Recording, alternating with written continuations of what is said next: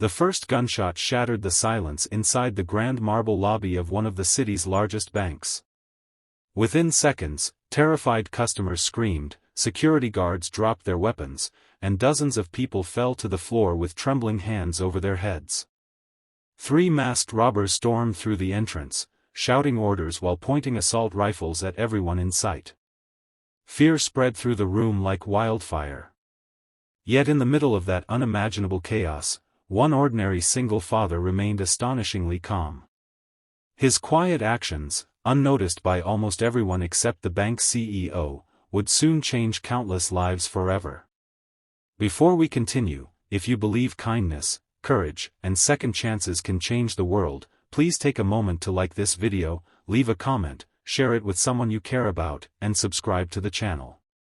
Your support helps us continue bringing emotional stories that inspire millions.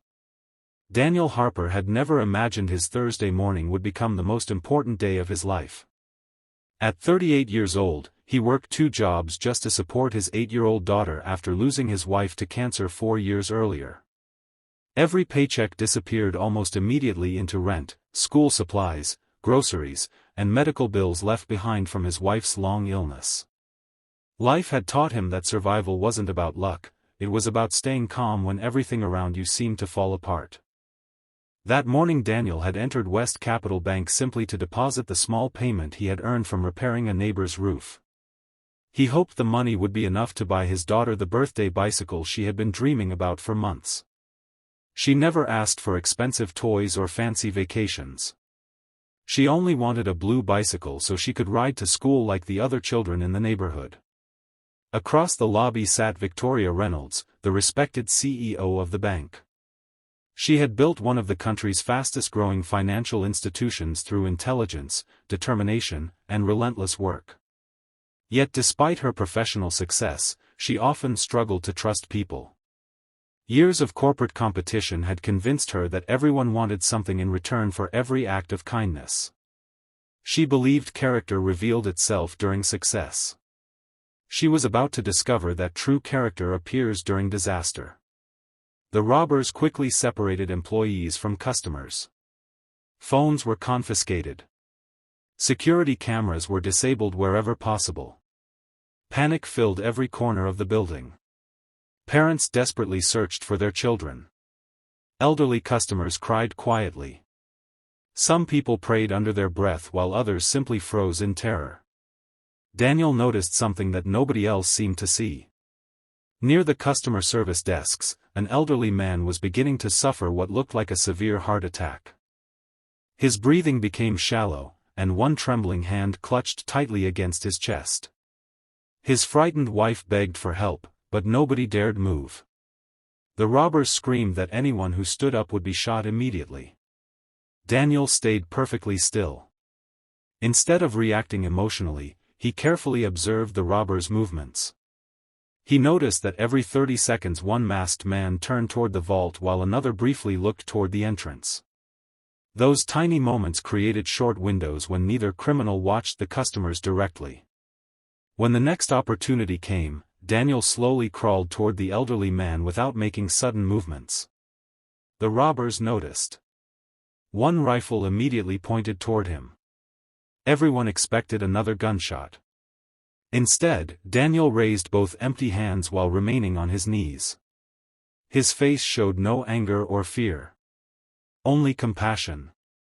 He gently motioned toward the struggling elderly man, making it clear he wasn't trying to escape but simply wanted to save a life. For several endless seconds nobody moved. Finally, perhaps surprised by such unexpected courage, the nearest robber lowered his weapon slightly and barked an order allowing Daniel exactly 30 seconds. Daniel rushed to the elderly customer. Years earlier he had completed a workplace first aid course that he never imagined would matter again. He loosened the man's tie, helped regulate his breathing, and instructed others nearby how to keep him conscious until paramedics could arrive. His calm voice slowly reduced the panic spreading through the surrounding crowd. Victoria watched every second. She wasn't impressed because Daniel had acted heroically. She was amazed because he had chosen someone else's life over his own safety without hesitation. As the robbery continued, another unexpected problem appeared. A frightened little girl, separated from her mother during the chaos, began crying uncontrollably. Her sobbing echoed throughout the lobby, making one nervous robber increasingly agitated. His shaking finger rested dangerously close to the trigger. Daniel quietly reached into his jacket pocket. Everyone feared he might be reaching for a weapon. Instead, he slowly removed a tiny stuffed rabbit with one missing ear. It belonged to his daughter. He had been carrying it for weeks because she accidentally left it in his pocket before school. With the robber's reluctant permission, Daniel gently slid the little toy across the polished marble floor until it reached the frightened child. The little girl immediately hugged the rabbit tightly. Her crying stopped almost instantly.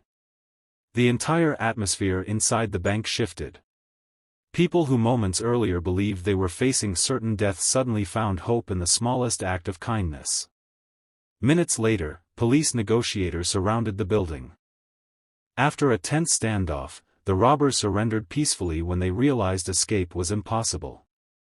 Everyone survived. News reporters called Daniel a hero. He rejected the title. He insisted that anyone would have done the same. But Victoria knew that wasn't true. Over the following weeks, she quietly investigated Daniel's life. She discovered years of hardship hidden behind his humble appearance.